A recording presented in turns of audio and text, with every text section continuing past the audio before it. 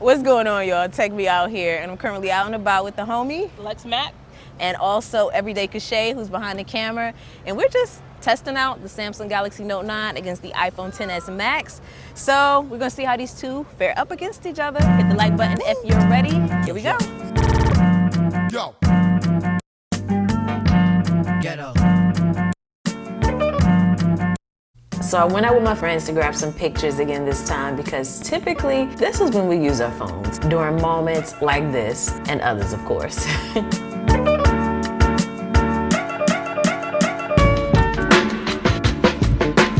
Now before the video begins, I do want to kind of quickly discuss the differences between the Note 9 and the iPhone XS and XS Max. So one thing that they do share in common is that they both have dual rear cameras at 12 megapixels. They both also have telephoto and wide-angle lenses on the back, and both cameras offer portrait mode on the rear and front-facing camera, along with optical image stabilization. Now where they differ is on the front-facing camera. So the iPhone XS and XS Max have a 7 megapixel camera, and the Note 9 has an 8 megapixel camera. And you're also able to capture 4K recording on both of these. Now that we have that out of the way, let's dive into these photos that I captured. Now, if you didn't catch the last camera comparison I did, what I like to do is show you the picture and then reveal which, camera took which picture. Because I feel like you inadvertently look at the picture different once you know which phone took the photo. So with that said and considered, on to the first image. And just as a heads up, I'm also looking at these pictures without knowing which camera took which photo because I didn't name them, I just dropped them in. So we're in this together. And with that said, let's go. All right, now, let's see. Taking a look at the very first image. I'm thinking that the Note is on the right. No. Yeah, I'm guessing the Note is on the right. That's my final answer. What is yours? All right, let's see if I'm right. Oh, I am right. So the Note is on the right-hand side. All right, now I'm gonna give you a little insider because I noticed when using these two phones to capture pictures, it's something that each one does a lot. And one of those things is that the Note 9 tends to overexpose before it underexposes. So areas like the sky there, it looks good, but it's going to kind of like favor the highlights. Just my personal opinion. But moving on to the second image. All right, I'm gonna guess this one with y'all as well. And I am guessing, once again, those skies. I'm guessing the Note is on the right-hand side. Let's see. Yep. The Note, again, is on the right-hand side. Like I said before, it's the sky. The sky is what gives it away for me here. But I think they both look good. It's just a matter of preference, So I'm gonna move on to this third image. Give us all a minute to think.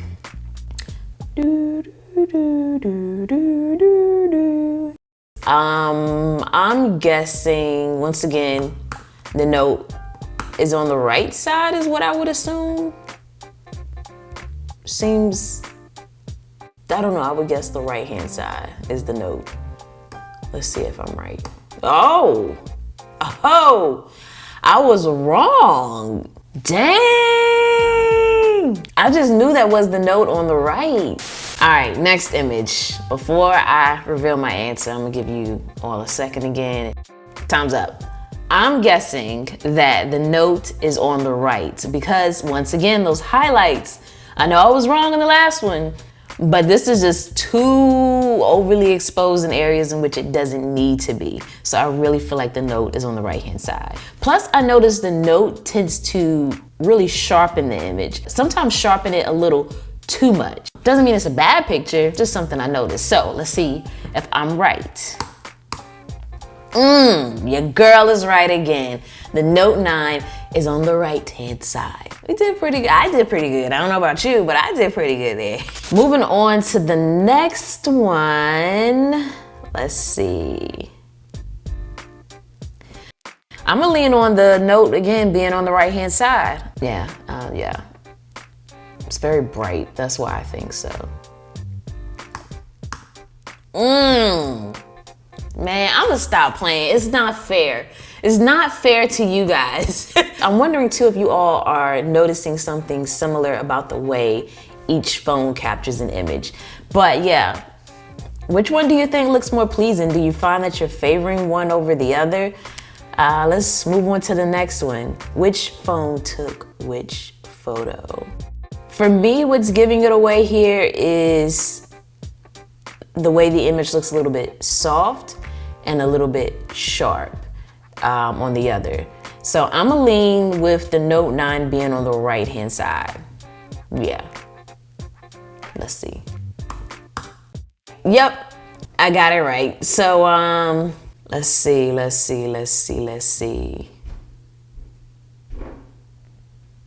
neighbors are walking so hard. Like, geez, what are you doing, stomping? All right, moving on to the next image. So in this next one, I have my friend Everyday Cachet, and I don't even think she knew I was taking her picture at this time. But this is tough. This is tough because they look so similar.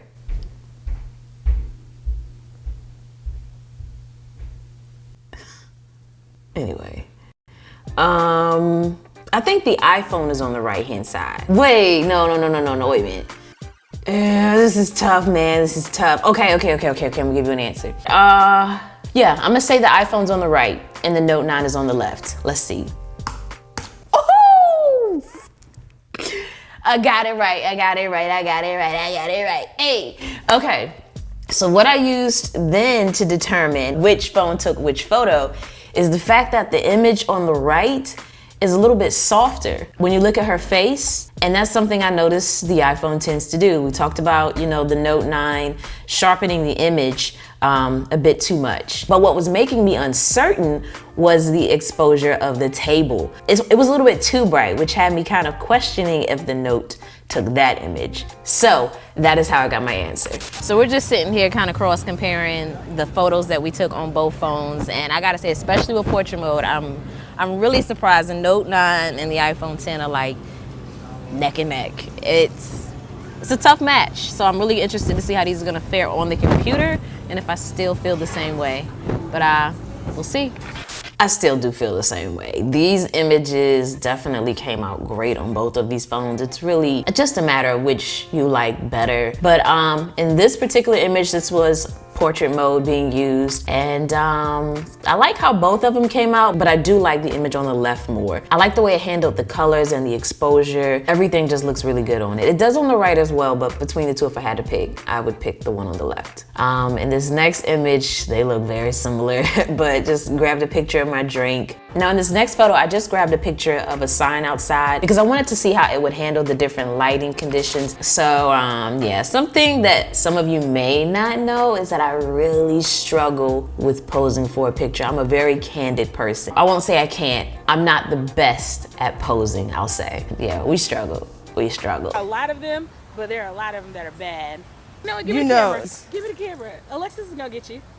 Go ahead. Somebody is so bad at posing, you have to switch camera. You know? Yeah, we still didn't quite nail it, but we got something to show.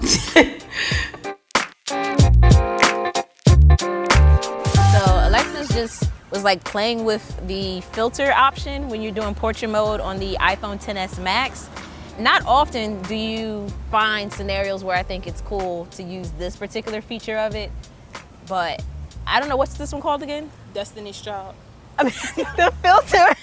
It is the mono. The mono? Light, something like that. So the mono one looks good here. I like that. And then on the Note, you can't do that, but you can add a filter. But they both do have depth control. All right, let's see. We're gonna test out depth control. Up here on the iPhone XS Max, you can actually adjust the f-stop. But on the Note, you're just adjusting the blur. It's all kind of the same, so to speak, but it's a little different on the iPhone. On the iPhone, it's like it blurred everyone but Alexis. And then on this one, it still was able to maintain our faces, but this is with the blur increased all the way down, or all the way up, so it's as intense as possible. But you can adjust it, and I'm gonna adjust it a little bit here. And you start to see it looks a little bit more natural, but still, the Note 9 has more of a wider shot to grab everyone because it recognizes their multiple faces, whereas the iPhone XS Max mainly recognizes one face and the rest are kind of blurred, like they're the background. So I do want to point out that there's something that I like about each phone in this scenario. I love the fact that the Note 9 is able to distinguish that there's more than one person in the picture and still blur the background. And then I like the depth control feature on the iPhone. As it is a bit more involved, it's not going to give you just a uniformed blur. The optics are pretty much modeled after a DSLR, and it's going to provide dimension with depth of field. So after testing out these cameras with my friends, I then, got their opinion on what they thought so far about what we were seeing. I think the Apple photo allows you to. I think the Apple photo allows you to make it your own after the fact. Again, I think that Samsung is doing a lot of the assumption that you don't know how to edit a photo. From behind the camera, though, both of those are okay, right? But it's important to know what device you need. It's important to know what device you need to get the type of photos that you also know you need. That's true. If you're not a strong editor and it's also not your suit to want to become one, then maybe it is that you need, the note. It's about the creative eye, because you see what you want to see, but then you know what you want it to become after the fact. Exactly. You make the photo. Yeah. So you heard it out here on the streets, y'all. Back to everyday cachet. In real life. And then on another night, I met with my good friend Sarah Too Ill and tested out the camera a little bit more in low light conditions. Hey, I'm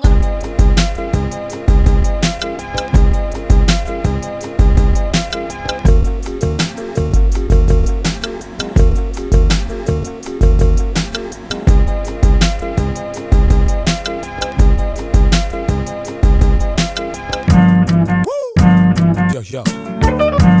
Yo. Ghetto.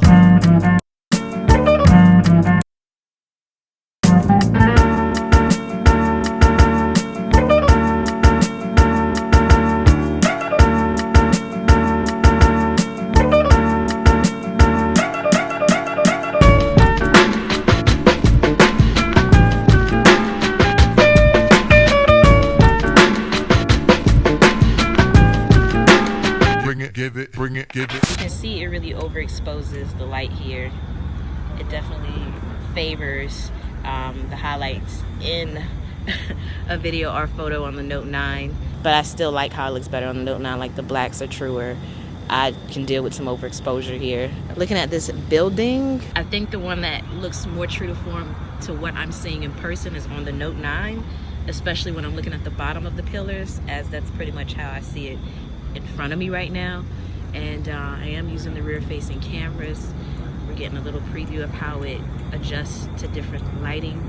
Definitely can see how it's trying to overexpose for the lights there on the Note. But I think the Note to me grabs me more so with low light video.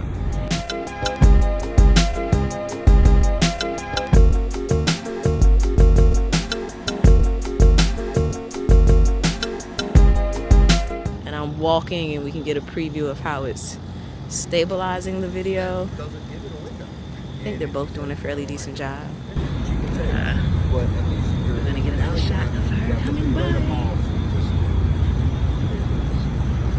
So all in all, you have two phenomenal cameras on two phenomenal phones. It's just they operate different in the fact that they seem to each individually favor something different about the way it captures a picture. So for example, in testing out the camera, I did notice, like I was saying throughout the video, that the Note 9 definitely favors the shadows of the image. It gives you these really deep blacks that just look great when you're doing like low light photography or videography. However, when you look at the iPhone, I feel like it captures bright lighting conditions, like photos outside on a bright sunny day kind of thing. The Note 9 sometimes will like overexpose, whereas the iPhone just produced a very nice, clean, crisp, evenly composed image. Another thing I noticed is that at times it felt like the iPhone would produce more of a dramatic, cooler image, and the Note 9 would produce more so a warmer image. But like when you really think about it, it's kind of like comparing a Sony camera to a Canon. They're both great cameras, like you can't go wrong with either. It's just